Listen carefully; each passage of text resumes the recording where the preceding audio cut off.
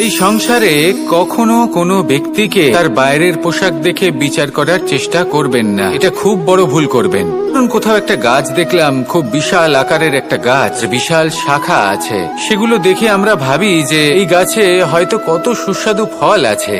আমরা সেই গাছের পরিচর্যা করতে থাকি। আর অন্যদিকে হলো একটি তৃণ, যেটা মাটি থেকে কিছুটা উঁচুতে পৌঁছেছে, কিন্তু সেই তৃণর নিচে, মাটির নিচে অত্যন্ত সুস্বাদু ফল বা সবজি জন্ম নেয়, আমাদের স্বাস্থ্যের পক্ষে অত্যন্ত উপকারী। সেই জন্য কখনো আবরণ দেখে কাউকে বিচার করতে চেষ্টা করবেন না। যদি এই বিশেষত্ব বোঝার ক্ষমতা আপনি অর্জন করেন, যদি এই শিল্প আপনি নিজের ভেতরে জাগ্রত করেন, তাহলে এই সংসারে বিশেষত্ব কি সেটা আপনি জানতে পারবেন।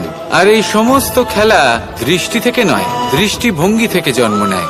দৃষ্টিভঙ্গি সবসময় শুভ রাখুন আর আমার সাথে ভালোবেসে বলুন রাধা রাধা।